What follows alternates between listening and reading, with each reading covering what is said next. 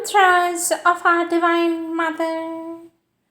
Our Divine Mother says, turn your mind completely away from your difficulty. Concentrate exclusively on the light and the force coming from above. Let the Lord do for your body whatever He pleases. Hand over to Him totally the entire responsibility of your physical being. With my love and blessings, says our Divine Mother.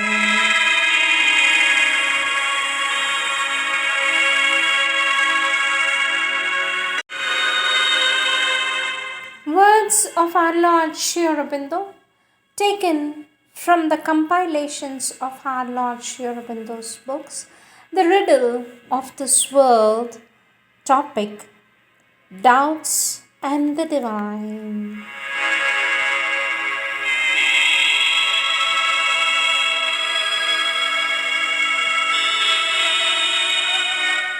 Our Lord Sri Aurobindo says, the whole world knows, spiritual thinker and materialist alike, that the world for the created or naturally evolved being in the ignorance or the inconscience of nature is neither a bed of roses nor a path of joyous light. It is a difficult journey, a battle and struggle, an often painful and checkered growth, a life besieged by obscurity, falsehood, and suffering. It has its mental, vital, physical joys and pleasures, but these bring only a transient taste which yet the vital self is unwilling to forego, and they end in distaste, fatigue, or disillusionment. What then? Our Lord says, to say the divine does not exist is easy, but it leads nowhere. It leaves you where you are with no prospect or issue either. Russell nor any materialist can tell you where you are going or even where you ought to go. The divine does not manifest himself so as to be recognized in the external world circumstances, admittedly so. These are not the works of an irresponsible autocrat somewhere. They are the circumstances of a working out of forces according to a certain nature of being.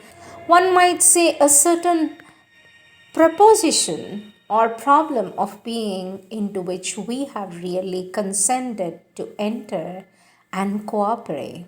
Our Lord Sri Aurobindo says the work is painful, dubious, its vicissitudes impossible to forecast. There are either of two possibilities then: to get out of it into nirvana by the Buddhists, or the illusionist way, or to get inside oneself and find the divine there, since he is not discoverable on the surface. For those who have made the attempt, and they were not a few but hundreds and thousands, have testified through the ages that he is there, and that is why there exists the yoga. It takes long. The divine is concealed behind a thick veil of his Maya and does not answer at once or at an early stage to our call. Or he gives only a glimpse, uncertain and passing, and then withdraws and waits for us to be ready. But if the divine has any value, is it not worth some trouble and time and labor to follow after him, and must we insist on having him without any training or sacrifice or suffering or trouble?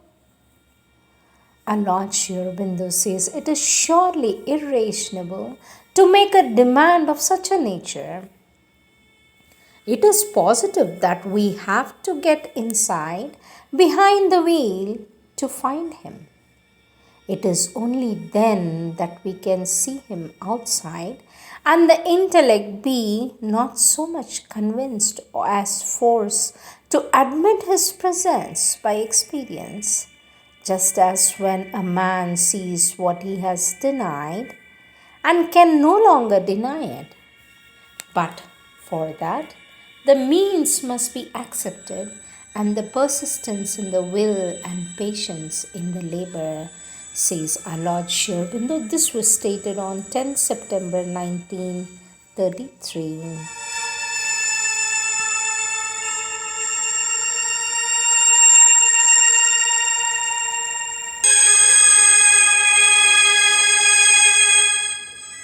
Next subtopic, a problem of faith. Question: how to conciliate these two notions? First, that the divine's will is behind all movements and happenings. Second, that the divine's will is distorted in the manifestation. For this, our Lord Sri Aurobindo says there are two kinds of faith: the faith that calls down the equanimity, and the faith that calls down the realization. These two faiths correspond to two different aspects of the divine. There is the transcendent divine and there is the cosmic divine. Our Lord says the will of realization is that of the transcendent divine.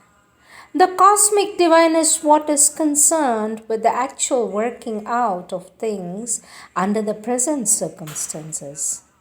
It is the will of that cosmic divine which is manifested in each circumstance, each moment of this world. The cosmic will is not to our ordinary consciousness something that acts as an independent power, doing whatever it chooses. It works through all these beings through the forces at play in the world and the law of these forces and their results. It is only when we open ourselves and get out of the ordinary consciousness that we can feel it intervening as an independent power and overriding the ordinary play of forces. Then too we can see that in the play of the forces and in spite of the distortions, the cosmic will is at work. It is at work working towards the eventual realization of the will of the transcendent divine. Our Lord Sri Aurobindo says the supramental realization is the will of the transcendent divine which has to work out.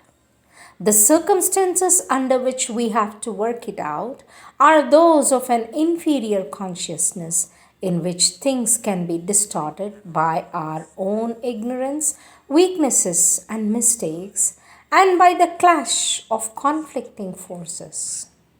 That is why faith and equanimity are indispensable. Our Lord Sri Aurobindo says we have to have the faith that, in spite of our ignorance and errors and weaknesses, in spite of the attacks of hostile forces, and in spite of any immediate appearance of each failure, the divine will is leading us through every circumstance towards the final realization. This faith will give us equanimity. It is a faith that accepts what happens, not definitively, but as something that has to be gone through on the way. Once equanimity is established, there can be established too another kind of faith supported by it, which can be made dynamic with something from the supramental consciousness and can overcome the present circumstances and determine what will happen and will help and help to bring down the realization of the will of the transcendent divine. Our Lord says the faith that goes to the cosmic divine is limited in the power of its action by the necessities of the plane. To get entirely free from these limitations, one must reach the transcendent divine, says our Lord Sri Aurobindo.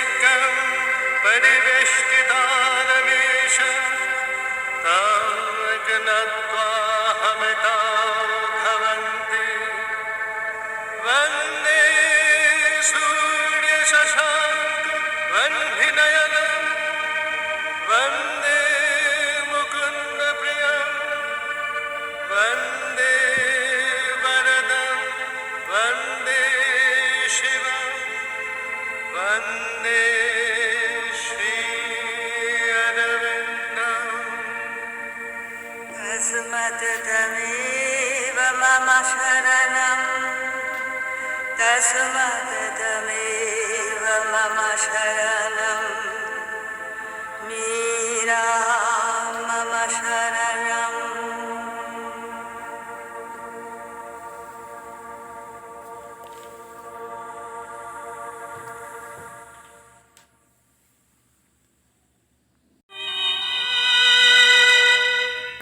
Next topic, the riddle of this world.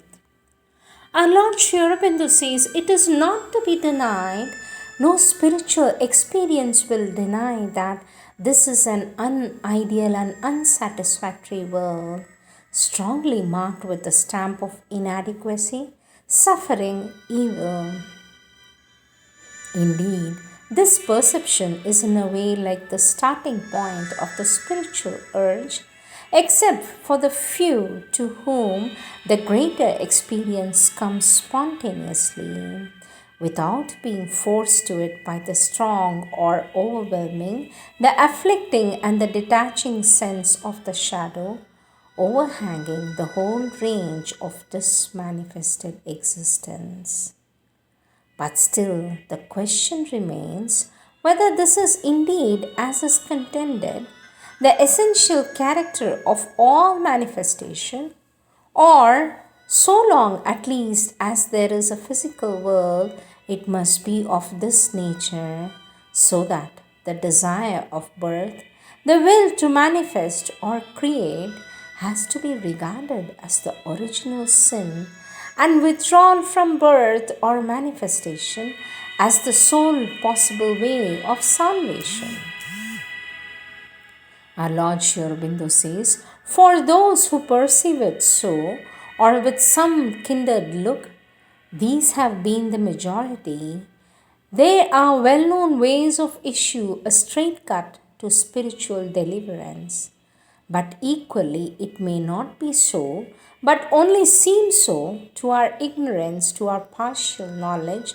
The imperfection, the evil, the suffering may be a besetting circumstance or a dolorous passage, but not the very condition of manifestation, not the very essence of birth in nature. And if so, the highest wisdom will lie not in escape, but in urge towards a victory here, a consenting association with the will behind the world, in a discovery of the spiritual gate to perfection, which will be at the same time an opening for the entire descent of the divine light, knowledge, power, beatitude. Our Lord Sri Aurobindo says, all spiritual experience affirms that there is a permanent above the transience of this manifested world we live in, and this limited consciousness in which narrow borders we grope and struggle, and that its characters are infinity, self-existence, freedom, absolute light, absolute beatitude. Is there then an unbridgeable gulf between that which is beyond and that which is here? Or are they two perpetual opposites? And only by living this adventure in time behind, by overleaping the gulf, can men reach the eternal. Our Lord says that is what seems to be the end of one line of experience which has been followed to its rigorous conclusion by Buddhism, and a little less rigorously but by a certain type of monastic spirituality which admits some connection of the world with the divine but still opposes them in the last resort to each other as truth and illusion. But there is also this other and indubitable experience that the divine is here in everything, that the divine is here in everything, as well as above and behind and everything, that all is in that, and is that when we go back from its appearance to the reality. It is a significant and illumining fact that the knower of Brahman, even moving and acting in this world, even bearing all its shocks, can live in such some absolute peace, light, and beatitude of the divine. It is then here something other than that mere trenchant opposition. Here is a mystery, a problem which one would think must admit of some less desperate solution. This spiritual possibility points beyond itself and brings a ray of hope into the darkness of our fallen existence. Our Lord Sri Aurobindo says, and at once a first question arises. Is this world an unchanging succession of the same phenomena always?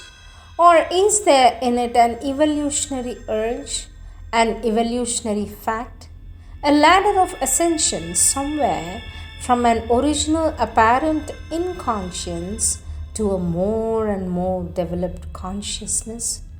From each development, still ascending, emerging on higher heights, not yet within our normal range. If so, what is the sense, the fundamental principle, the logic issue of that progression?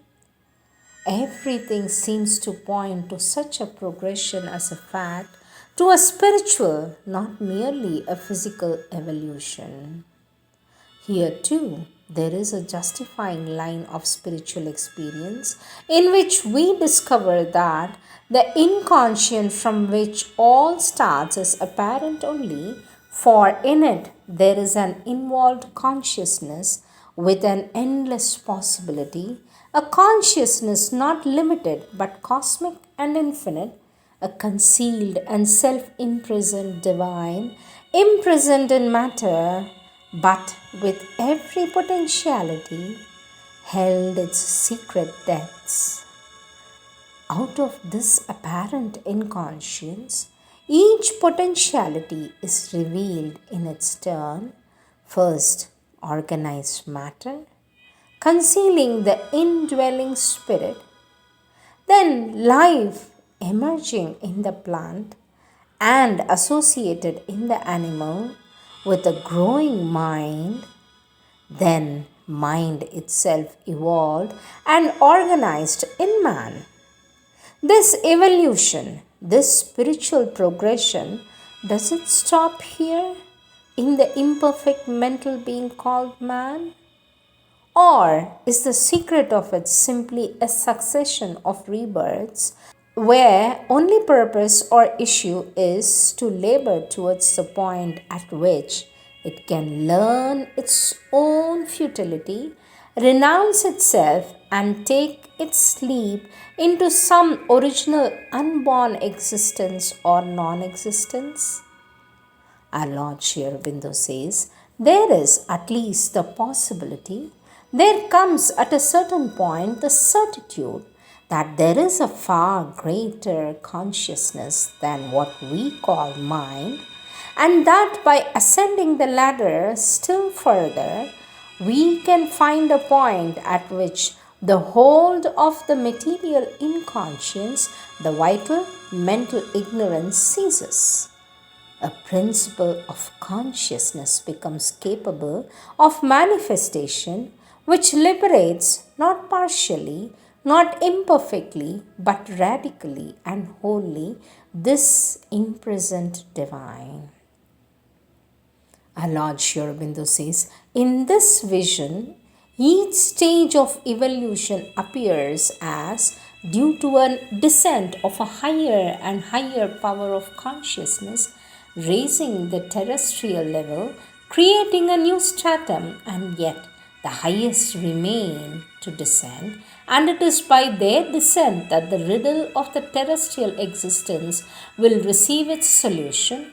And not only the soul by nature, not only the soul, but nature herself finds her deliverance.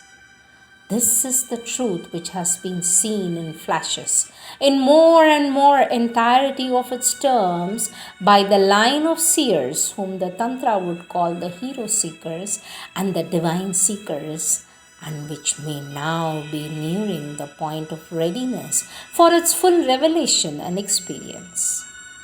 Then, whatever be the heavy weight of strife and suffering and darkness in the world, yet if there is this as its high result awaiting us, all that has gone before may not be counted too great a price by the strong and adventurous for the glory that is to come. At any rate, the shadow lifts. There is a divine light that leans over them, world, and is not only a far off, incommunicable lustre. It is a truth that the problem still remains why all this that yet is should have been necessary. These crude beginnings, this long and stormy passage, why should the heavy and tedious price he demanded? Why should evil and suffering ever have been there? For to the how of the fall into the ignorance, as opposed to the why, the effective cause, there is a sustainable agreement in all spiritual experience. It is the division, the separation, the principle of isolation from the permanent, and one that brought it about. It is because of the ego set up for itself in the world, emphasizing its own desire and self affirmation in preference to its unity with the divine and its oneness with all. It is because instead of one supreme force, wisdom, light, determining the harmony of all forces, each idea, force, form of things are allowed to work itself out as far as it could in the mass of infinite possibilities by its separate will and inevitably in the end by conflict with others. Division, ego, the imperfect consciousness and groping and struggle of a separate self affirmation are the efficient cause of suffering and ignorance of this world. Once the consciousness separated from the one consciousness, they fell inevitably into ignorance, and the last result of ignorance was inconscience. From a dark, immense inconscient, this material world arises, and out of it a soul that by evolution is struggling into consciousness, attracted towards the hidden light, ascending but still blindly towards the lost divinity from which it came. But why should this have happened at all? One common way of putting the question and answering it ought to be eliminated from the first, the human way and its ethical revolt and reprobation, its emotional outcry. For it is not, as some religions suppose, a supracosmic, arbitrary personal deity, himself altogether uninvolved in the fall, who has imposed evil and suffering on creatures made capriciously by his fiat. The divine, we know, is an infinite being in whose infinite manifestation these things have come. It is the divine itself that is here, behind us, pervading the manifestation, supporting the world with its oneness. It is the divine that is in us, upholding itself the burden of the fall and its dark consequence. Our Lord Sri Aurobindo says, if above it stands forever in it perfect light, bliss, and peace, it is also here. Its light, bliss, and peace are secretly here, supporting all.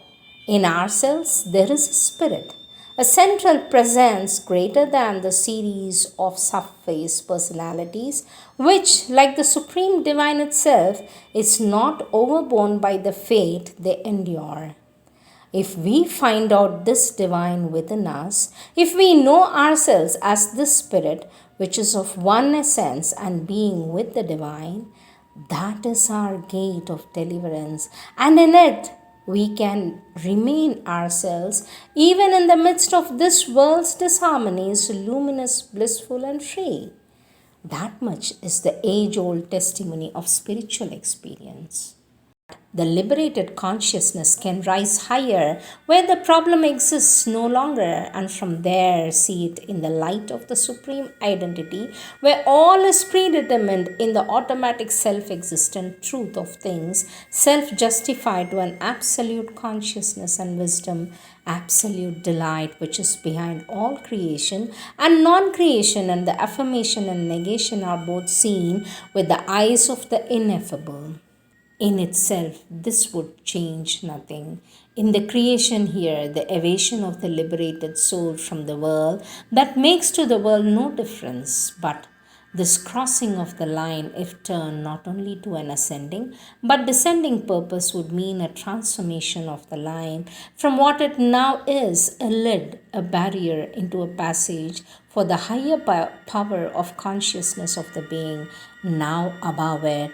It would mean a new creation on earth, bringing in of the ultimate powers which would reverse the conditions here, in as much as that would produce a creation raised into the full flood of spiritual and supramental light, in place of one emerging into the half light of mind out of a darkness of material inconscience. It is only in such a full flood of realized spirit that the embodied being could know the sense of all that was involved in it, the meaning and temporary necessity of his descent into the darkness and its conditions, and at the same time dissolve them by a luminous transmutation into a manifestation here of the revealed and no longer of the veiled and disguised or apparently deformed divine, says our Lord Sri Aurobindo, said in June 1933.